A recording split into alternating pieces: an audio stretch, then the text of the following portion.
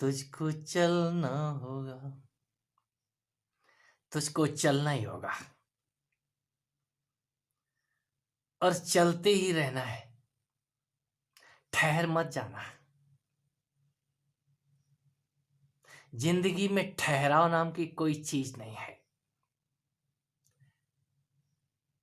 आपके सवाल एक कभी हमारे सवाल थे।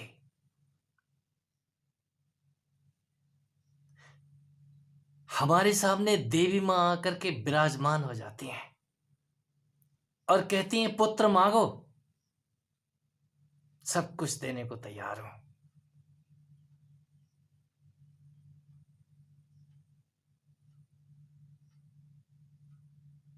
दुनिया भर के देने चले जाते हैं और जी करता है इनसे सब कुछ मांग लो। मुंह नहीं खुलता मेरा, और वो आशीर्वाद दे के तिरोहित हो जाते हैं।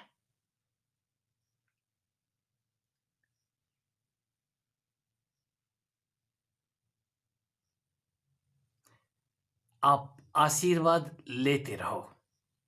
यदि कहीं मांगने लग गए तो फंस जाओगे।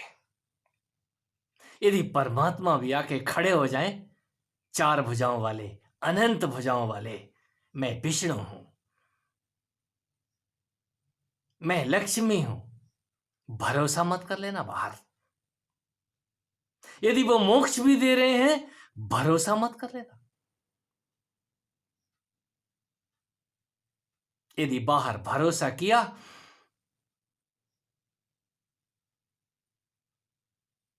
अटक गए, पत्थर पकड़ लिया, पत्थर से बंध गए। हमने बहुत सारे संतों को जल समाधि दी है।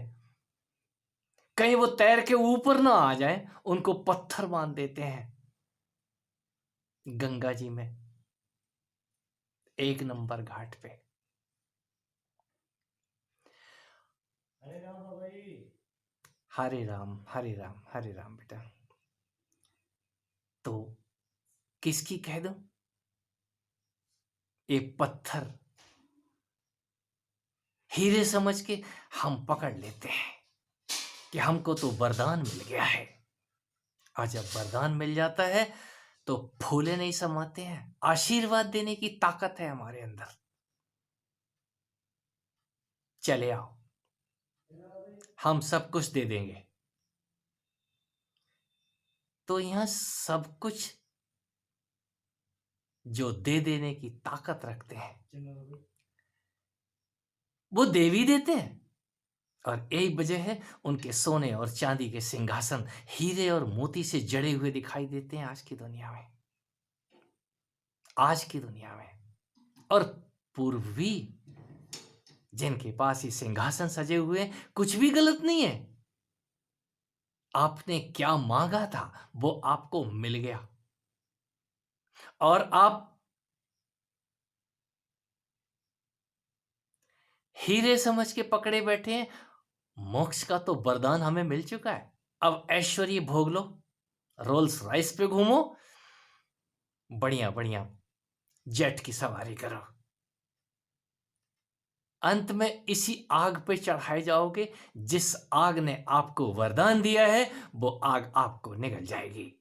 उससे पहले ये आग निकले आपके इस धू धू करते हुए शरीर से, ये जल आपको बहाए। जल ही जलाता है। यहां पे साधु संत जल में बहाए जाते हैं, मिट्टी में गाड़े जाते हैं। ये रहस्य बेपर्दा हो जाते हैं। आप जरा अपने ही अंदर कुछ भी पकड़ने से बचिए। यदि कोई देने आ रहा है, दे जाओ। मुंह से भी बोलने की जरूरत नहीं है। यदि शिव जी का नाग आपके मुंह की तरफ आ गया और उसने मांग लिया कुछ, दे दो, अमृत दे दो। यहां अमृत नहीं मिलेगा। यहां जो भी मिलेगा वो विष ही होगा, चाहे वो कितनी भी बड़ी सिद्धि क्यों ना हो। आपको मोक्ष देने वाला बाहर नहीं है, आपको मुक्ति देने वाला आपके ही अंदर बैठा हुआ है, जो आपके मुंह को दबाए रखेगा। खबरदार जो मुंह मत मुंह मत खोल देना। और जिसने भी मुंह खोला, मुंह खोलते ही वो सांप जीभ निकाल देगा बाहर। दे दो भाई। तो सांप जो मांग रहा है, इस मुंह से विष बमा नहीं होता है, इस मुंह से अमृत नहीं निकलता, शब्दों में अमृत नहीं है। यदा कदा कभी आपके मुंह से अक्षरों की झड़ी लगती है, ओम नमः शिवाय, ये चिंतन, ये मनन गलत नहीं है। ये मुख मिला ही इसलिए है, बाण गंगा में नहाने के लिए नहीं, बाण बरसाने के लिए नहीं मिला। ये मुख बीणा बजाने के लिए मिला था। हम बीणा तो नहीं बजा पाए, फंस गए, लेकर के फंस गए। यहां लेके ही फंसता है कोई, जब वो हां कर देता है, दे दो बस। तुम देने आए हो, उल्टे बोलो तुम्हें क्या चाहिए। यदि बोलने की हिम्मत है, हिम्मत जुटाओ। तुम्हें क्या चाहिए? मेरी सांसें चाहिए, गर्दन चाहिए, या कुछ और चाहिए? अभी ले जाओ। जो देने की हिम्मत जुटाता है, मैं उसी को देवता भी कहता हूं। कहीं राक्षस से दैवत्व जन्म लेता है, और दैवत्व से परमात्मा नहीं, आप मनुष्य बनिए। कहीं मनुष्यता जन्म लेती है, कोई मानव तो हो जाए, देवताओं से सुपर यदि कोई है तो मानव में इतना उठने की क्षमता है कि वो देवताओं को भी पीछे छोड़ दे। देवताएं सिर्फ, देवताओं के पास देने की क्षमता है। वो दे क्या रहे हैं? वो भी किसी दूसरे का ही दिया हुआ दे रहे हैं। और कालांतर में देवताओं का पतन होते हुए, यदि नहीं पढ़ा है, नहीं सुना है, तो आपके अंदर जो दैवत्व आ गया है, देने की क्षमता आ गई है, इसका पतन हो जाएगा। आप एक दिन चूक जाएंगे, उससे पहले आपकी क्षमता चुके। आप मनुष्य बनिए। ये मनुष्यता आपके अंदर छुपी पड़ी है, बस आवश्यकता है हिम्मत जुटाने की। मुझे कुछ भी नहीं चाहिए। और जो इतनी हिम्मत जुटा लेता है, उसके लिए फिर कोई लालच डिगा नहीं सकता। जिसको कुछ नहीं चाहिए, वो मालिक नहीं है, वो अपने आप को दास बोलता है। मैं तो सबसे छोटा हूं।